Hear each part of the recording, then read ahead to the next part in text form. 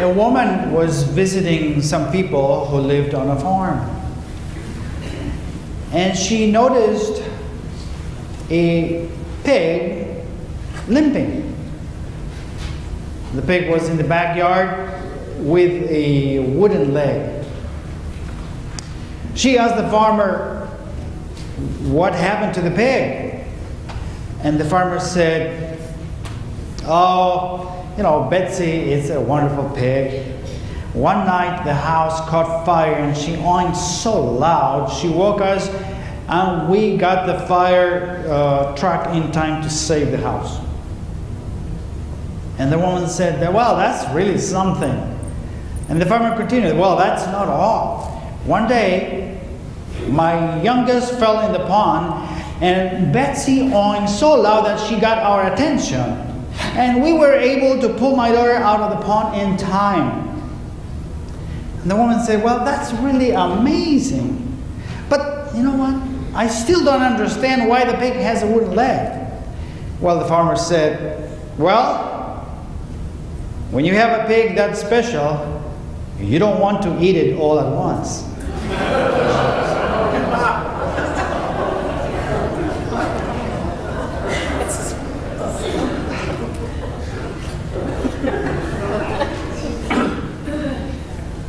Well, as you can see, the farmer wasn't thankful. I think it is our nature as humans to take things for granted. And this is nothing new. And we look at around us, we can see that so much ingratitude has poisoned our hearts. Who says thank you anymore? Or please, or excuse me? And the thing is, gratitude is spontaneous and uncomplicated. But in reality, and psychologically, this is not so. I mean, the Hebrew word which you have there for ho'ada is the same as the word for confession. Gratitude is also the same word for confession.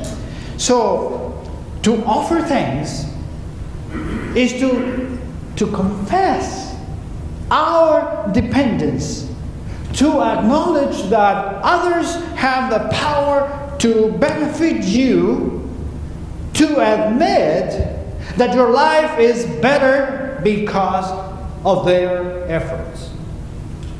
That is to be truly thankful. And this frame of mind is crucial to a civilized society.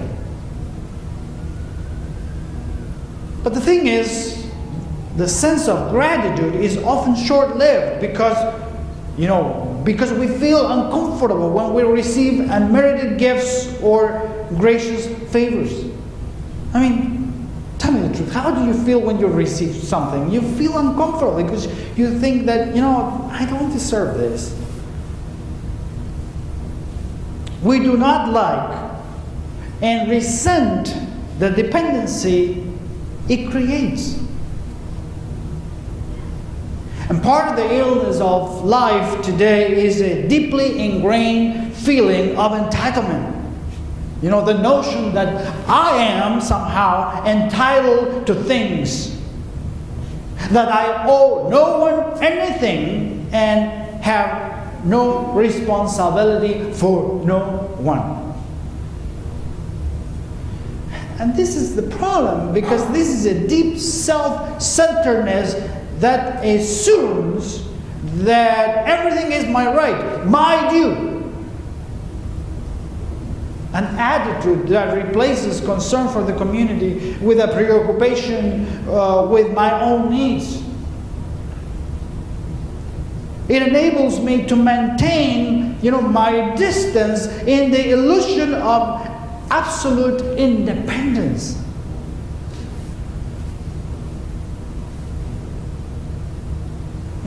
People took things for granted also in Jesus' day.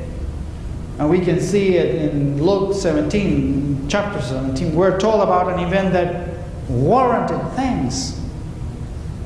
10 lepers, 10 outcasts begged Jesus for mercy, and Jesus, skipping the pastoral care, responds with a command: go and show yourselves to the priest. And all 10 respond by going as they have been told. And along the way they are healed.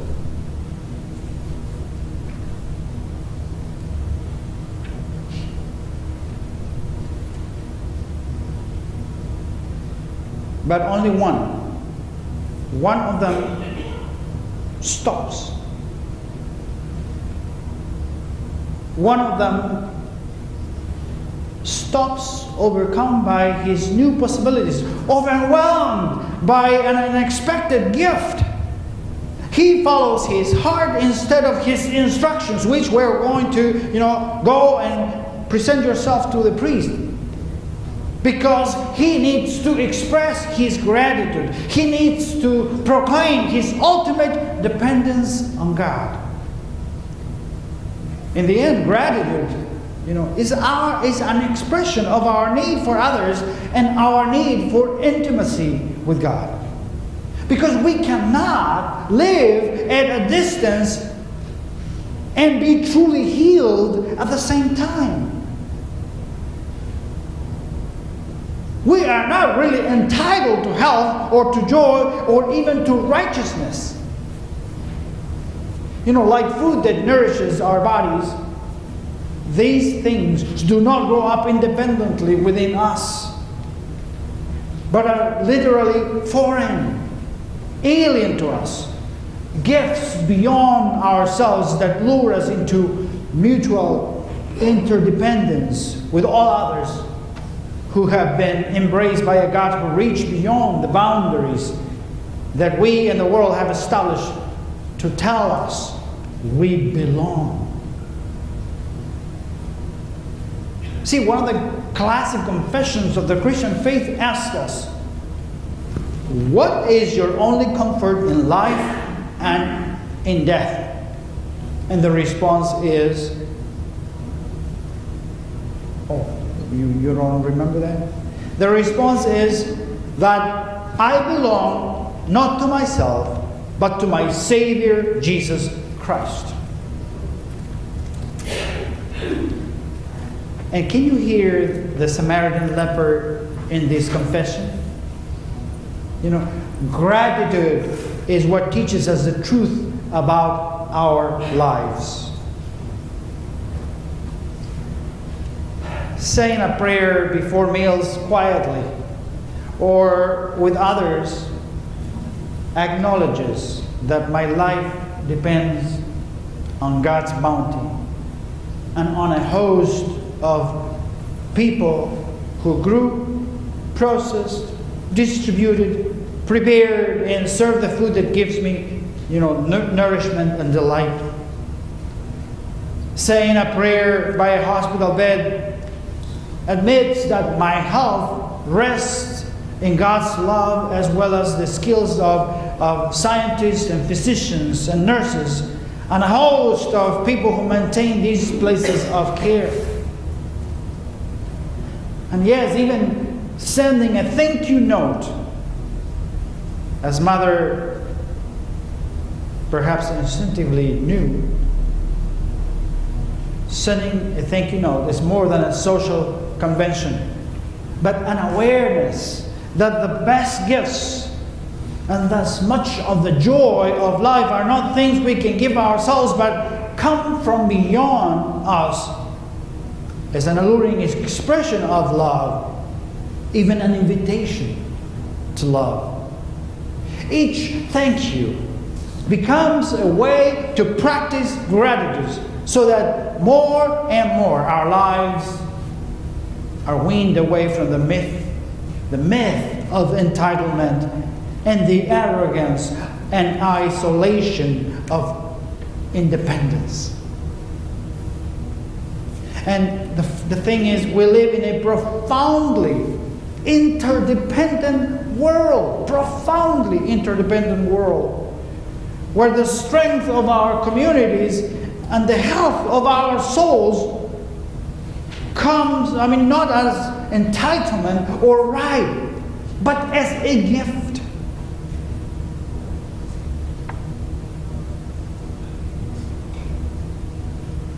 Each thank you becomes a way to practice gratitude so that more and more our lives are shaped by the truth of our belonging to others, even to Christ.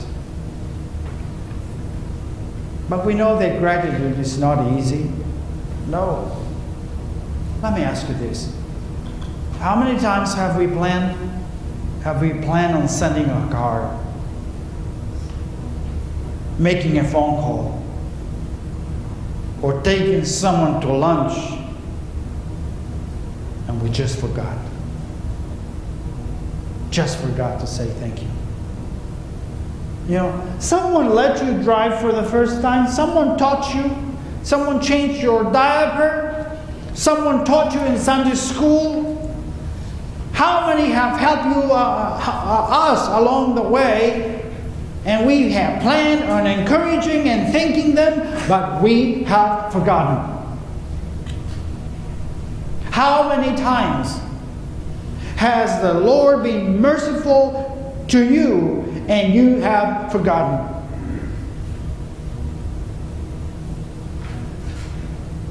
I've been thinking about gratitude lately. And I've been thinking about people who have given me gifts in the past and to whom I have expressed my thanks.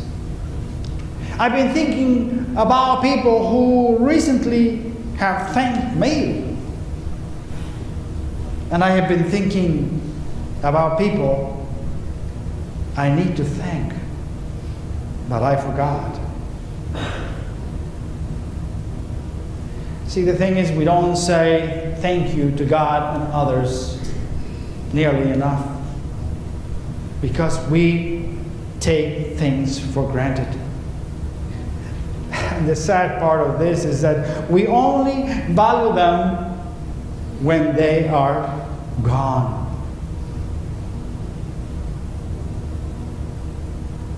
Folks, when your life gets changed because your health declines, you start to notice the good things that are left. When your dignity and pride are worn down, you more freely share with others what a blessing they are to you. All because you are able to look inside and more clearly see the important things in your life.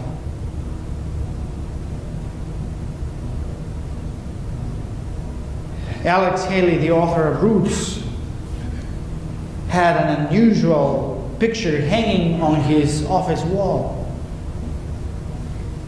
It was a picture of a turtle on top of a fence post. And when asked, why is that there?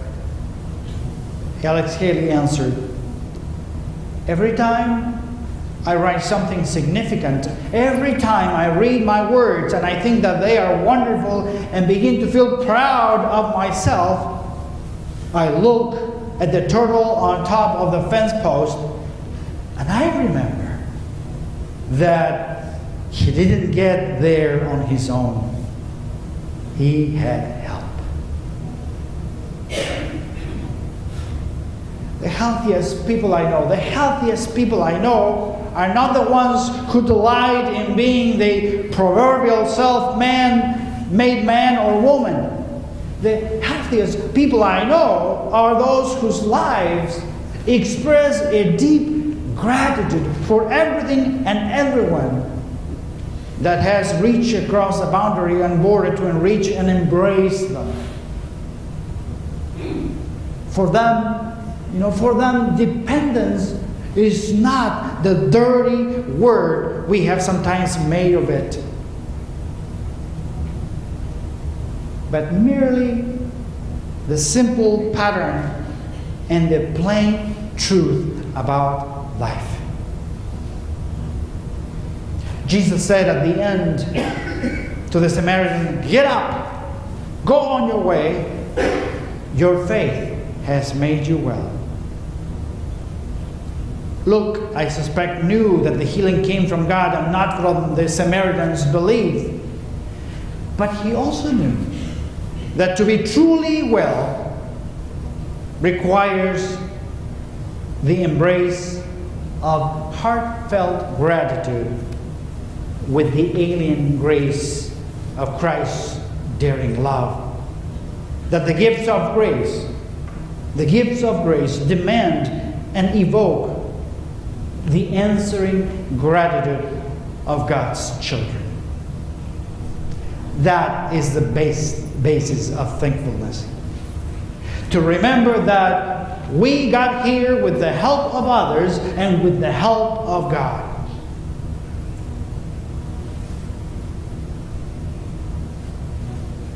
Who do you need to thank this week? Who do you need to remember? It's never too late to thank people and to thank God. And I suggest that during this week, you put gratitude in action. Demonstrate it. Practice it. Live your gratitude. Don't postpone it. Because God really, really appreciates our thanksgiving.